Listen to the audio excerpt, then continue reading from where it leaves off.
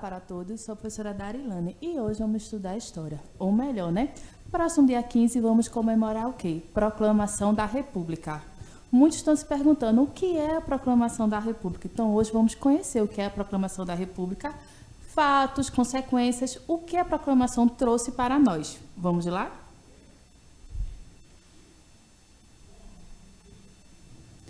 A Proclamação da República aconteceu em 15 de novembro de 1889 e foi motivada pela insatisfação de diferentes grupos da sociedade, sobretudo os militares, com a monarquia. Antes da Proclamação da República, quem governava o nosso país, comandava, era quem? A monarquia. Nesse período, era o imperador Dom Pedro II. Apesar de ser um imperador que amava muito o Brasil, ele defendia muitos interesses da coroa portuguesa. Então, começaram as insatisfações sociais referentes ao modo como ele governava o país. A proclamação da República foi o resultado de um longo processo de crise da monarquia no Brasil. O regime monárquico começou a entrar em decadência logo após o fim da Guerra do Paraguai, em 1870, o que resultou na incapacidade da monarquia de atender aos interesses e às demandas da sociedade brasileira. Como eu já tinha ressaltado, no slide anterior, uma das pessoas dos grupos sociais que estavam insatisfeitos com a monarquia do Brasil foi os militares, porque após a Guerra do Paraguai, não era bem uma dívida, mas os gastos com os militares eram muito grandes, com a aposentadoria, pensões. Então, por causa dessas consequências, a monarquia não tinha como custear, todos os interesses dos militares. Então, começou as revoltas. Um dos grupos sociais líderes dessas revoluções foi os militares. Durante quase 70 anos, o Brasil viveu um regime monárquico, que é isso que eu digo, Fomos comandados por reis, rainhas e imperador. Pois, de 1822 a 1889, o país foi governado por dois imperadores, Dom Pedro I e o seu filho Dom Pedro II. Lembram das aulas passadas, que eu já tratei esse assunto, Após Dom Pedro I ter voltado para Portugal, quem assumiu o Brasil foi seu filho, Dom Pedro II. Ao longo dos anos, esse regime já não conseguia atender às necessidades sociais do povo. Lembrando que, apesar de Dom Pedro II, ele era muito apaixonado pelo Brasil, porém ele defendia ainda alguns interesses da coroa portuguesa. E a sociedade não ia de acordo com esses interesses defendidos. Os profissionais liberais, tais como os comerciantes, agricultores, médicos e outros, estavam insatisfeitos com o atual cenário político do país, pois eles não tinham poder de decisão. Dom Pedro II, que foi quem governou o país por mais tempo, criou uma grande briga com a Igreja Católica, devido à grande interferência que exercia nas questões religiosas. Pois a Igreja Católica era uma religião que exercia grande poder de transformação. Ela fazia interferências em grandes questões sociais. O regime monárquico também impôs grande censura aos militares, que se sentiam descontentes, desde o não reconhecimento da participação deles na Guerra do Paraguai, que a guerra aconteceu entre 1864 a 1870. Isso foi um dos grandes fatores que desencadeou a organização do movimento republicano e a organização da Proclamação da República. Então, juntou a Igreja Católica, os comerciantes, os agricultores e os militares, mais ou menos esses três grupos sociais, que eles questionavam o modo de convivência do país, questionavam a política e como o país estava indo. Quem estava sendo regido era Dom Pedro II, então eles questionavam as decisões deles. E por causa disso, eles se uniram para fazer um golpe militar, que foi um golpe que acabou gerando várias coisas positivas para nós, mas não foi assim. O golpe ocorreu isso e veio coisas positivas logo não. Foi um grande processo de transformações, de mudança. O descontentamento vivido pelo exército e pela população da época foi a crise econômica que acometia o país, com altas despesas desde a Guerra do Paraguai. Além dela, é possível citar a Guerra dos Farrapos, em 1835 foi de 1835 a 1845, ocorrida no sul do país, como outro fator de insatisfação, pois os fazendeiros estavam bastante infelizes com o aumento de impostos territoriais e alta taxa sobre a exportação de produtos. Os fazendeiros e proprietários de escravos se voltaram contra Dom Pedro II após a abolição da escravatura em 1888. Com isso, os cafeicultores do Oeste Paulista exigiam mais autonomia, democracia e participação na política. Então, um dos pontos de revolta dos agricultores naquela época foi a abolição da escravatura dos escravos. Então, escravo era uma mão de obra, o quê? Barata, uma mão de obra de graça. A partir do momento que houve essa abolição, eles tiveram que custear com a mão de obra para tomar conta das suas lavouras, da sua agricultura. Então, esse foi um dos pontos fortes para causar, para causar essa revolução. Assim, no dia 18 de novembro, após a proclamação da República, Dom Pedro II e a família real partiram rumo à Europa. Depois do fato ocorrido, eles voltaram para a Europa. Quem proclamou a República no Brasil? O militar Marechal Deodoro da Fonseca foi quem proclamou a República no dia 15 de novembro de 1889. Na época, ele era chefe de exército e reuniu militares, além de apoiadores do movimento, para invadir a Praça da Aclamação do Rio de Janeiro e fazer a derrubada do governo monárquico. Então, naquela época, o Rio de Janeiro era a capital do Brasil. E lá, quem residia era Dom Pedro II e sua família. Após essa queda, eles voltaram para a Europa. E o Marechal Deodoro da Fonseca ficou comandando o país até a primeira eleição direta. Calma, que mais para frente eu vou explicar tudo isso. Com isso, no mesmo dia, Deodoro da Fonseca assinou um contrato provisório que lhe daria autonomia para governar o país até que fosse elaborada uma nova Constituição. Nós já tínhamos uma Constituição, porém ela havia alguns direitos em prol da coroa portuguesa. Após a proclamação da República, essa Constituição foi totalmente reorganizada, já que a antiga ainda defendia a monarquia como principal forma de governo. Antes de ocorrer a proclamação da República, o país vivia um momento difícil de insatisfação da população com a atual política. Os militares também se sentiam muito desvalorizados. A época compreendida entre a proclamação da República e as eleições para o novo presidente em 1894 foi nomeada de República da Espada, em razão do controle que era exercido por membros do Exército. Sendo assim, o governo de Marechal Deodoro da Fonseca foi dividido em duas fases: governo provisório e governo constitucional. Conseguimos compreender até então que após a proclamação da República, Dom Pedro I e sua família teve que regredir para a Europa. Conseguimos compreender até o momento que, após a proclamação da República e com a volta do imperador para a Europa, quem comandou o Brasil foi quem? Marechal Deodoro da Fonseca. E seu governo ficou dividido em duas fases: governo provisório e governo constitucional. Mas o tempo que ele ficou no governo foi conhecido como República da Espada. Por que República da Espada? Porque os militares estavam no governo. Então, militar, espada, a associação que a população fez naquela época ficou conhecido como República da Espada. Governo provisório, que foi entre 1889 a 1891.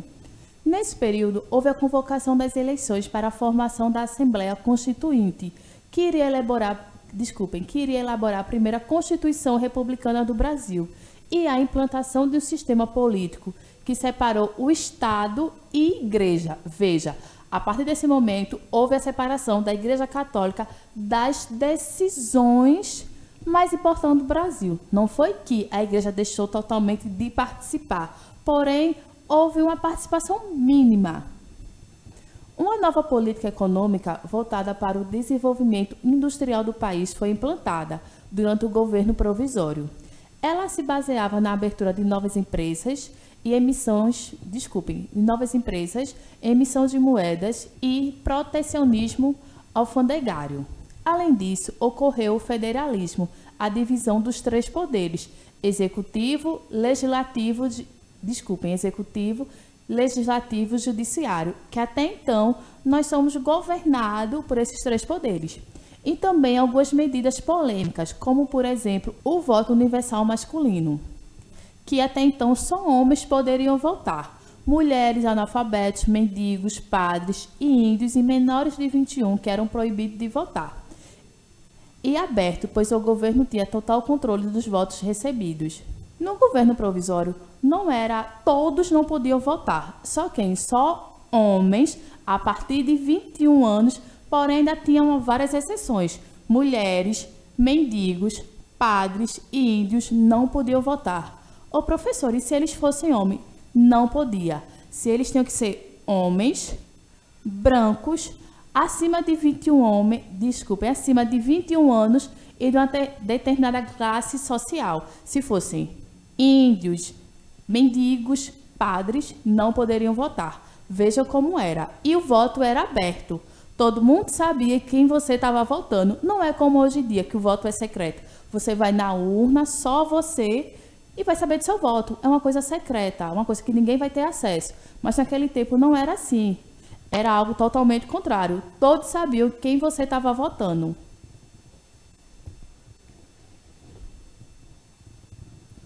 Já no governo constitucional de 1891, em 1891 aconteceu a primeira eleição indireta para presidente.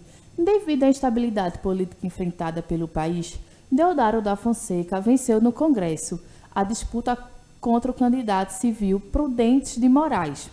O governo constitucional foi uma face da República da Espada, onde os militares, Deodoro da Fonseca e seu vice, Marechal Floriano Peixoto, permaneciam no poder, mesmo após a publicação da nova Constituição, responsável por criar as leis para presidente. A proclamação da República não mudou muita coisa em relação à participação da sociedade nas decisões políticas, apenas abriu um caminho para uma política que privilegiaria homens enriquecidos, principalmente os agricultores, representantes de oligarquias cafeicultoras. Então, no voto indireto, não é a população que elege seus representantes, mas uma assembleia, um colegial eleitoral.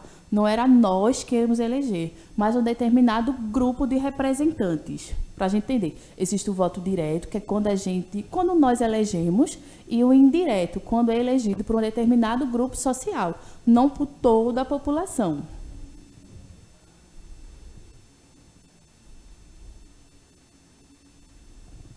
Vamos agora entender melhor a evolução das eleições. Então, até o momento a gente consegue compreender que não era possível todos participar das eleições. O voto era indireto, onde um determinado grupo social, um colegial, determinava quem ia comandar o país. Bem diferente do que é hoje, né? Que hoje é o voto direto, onde a população determina quem vai ser seus representantes. Vamos entender um pouquinho melhor essa evolução? A evolução das eleições. A história das eleições no Brasil iniciou-se nos tempos do Império e intensificou-se durante o período republicano, por meio da participação dos cidadãos da política. Tal participação deu-se de forma direta, quando o eleitor participa pelo voto da escolha de um candidato a cargo eletivo, e de forma indireta, quando representantes do eleitor votam em seu nome no parlamento. Durante o Império, os eleitores eram divididos em dois grupos. Os eleitores da paróquia deveriam ter renda mínima de R$100.000, que era a moeda da época, para escolher os eleitores de província, que por sua vez deveriam ter renda mínima de R$200.000, para eleger os deputados e senadores que atuaram na Câmara e no Senado. Para vocês entenderem melhor essa divisão de eleitores, vocês escolhiam quem ia escolher. Os eleitores que tinham desculpem, 100 mil réis, eles elegiam quem iam escolher os senadores. Então, você votava em quem ia votar. Veja como as coisas eram. Nós escolhemos geral, mas naquela época não. Você ia votar e quem ia votar para escolher. Um pouquinho complicado, né? Com a proclamação da República, pela primeira vez o eleitor pôde escolher o presidente que governaria o Brasil por 4 anos. Até hoje o presidente fica no poder durante 4 anos. Não existia mais o voto censitário, que era o voto aberto, onde todos saberiam em quem você votava. Nem mais o voto de cabresto. O eleitor votava não por convicção, mas por pressão dos coronéis, que eram os chefes oligárquicos do interior do Brasil, durante toda a República Velha. A eleição permitiu ampliar a participação do eleitor. A Revolução de 1930 trouxe novos rumos para as eleições, estabeleceu o voto secreto e, pela primeira vez na nossa história, as mulheres conquistaram o direito ao voto. Outra conquista na área eleitoral, garantia por certa carta, foi a Justiça Eleitoral, órgão federal que fiscaliza as votações. A partir da Revolução de 1930, né, antes disso, era o quê? O voto não era secreto, era o voto censitário, onde todos tinham conhecimento de quem você votava. E o voto de cabresto. Então, professor, o que é o voto de cabresto? Lembrando que, naquela época, os donos de engenho, os grandes senhores, fazendeiros, eram eles quem comandavam aquela região, que ditava a lei. Então, era eles que escolhiam quem você votaria. Lembrando, o voto não era secreto, todo mundo sabia quem você votava. Eu, como dona de engenho, tinha o quê? Tinha que representar a minha lei. Vocês tinham que fazer o que eu queria, porque eu ia saber se vocês não fizessem. Então, as pessoas com medo de perder emprego e com medo de represália, faziam o quê? Votavam em quem os donos de engenho queriam. Isso era o voto de cabresto. Então, depois da Revolução de 1930, isso acabou. E as mulheres garantiram o direito do voto. Até 1930, as mulheres não poderiam votar. Após 1930, garantimos o direito ao voto, o direito de escolha. Eleições no Brasil atual. Desde 1996, as eleições aconteciam pelo meio eletrônico. O eleitor digita o número do candidato na urna eletrônica e finaliza o processo ao clicar no botão Confirma. Dessa forma, agiliza-se o processamento do voto e em poucas horas após o término da votação. A partir do momento que a gente começou a utilizar as urnas eletrônicas, o processo de votação começou a ser bem mais rápido. Por quê? A partir do momento que as eleições são finalizadas, em poucas horas a Justiça Eleitoral consegue saber quem nós escolhemos. Então, antes disso, se usava-se o quê? Papel. Então, antes das urnas eleitorais, utilizávamos as cédulas de votação. E era um processo muito demorado. Conseguia, para saber em quem era que ia governar o país, o seu município, tinha uma demora de dias. Porque imagina, você ter que apurar os votos em determinado local do país, em certos locais da Amazônia. Ia demorar muito para você contar papelzinho por papelzinho e trazer aquela votação, trazer aquele número para uma determinada sede. E outro caso, Imagina uma população igual Recife, a capital do Pernambuco, para você contar papelzinho por papelzinho de toda a população. Demorava-se muito. Então, após as urnas eletrônicas, o processo começou a ficar bem mais rápido, facilitando tudo. Então, hoje conseguimos compreender a importância para nós da proclamação da República. Trouxe para a gente o quê? O direito de escolha, o direito de nós escolhermos nosso representante, quem vai representar o país, o município, em todos os casos. Então, o voto é secreto e você vota em quem você quiser. Ninguém vai saber, é um voto segurado. Então, quero agradecer a todos por terem assistido essa aula. Sério, sempre estudem a história do Brasil, porque a partir dos fatos e dos acontecimentos, vocês vão começar a compreender os fatos que nós vivenciamos na nossa atualidade. Então, agradeço a todos por terem assistido. Vou encerrando por aqui. Tchau, tchau para todos. Até a próxima.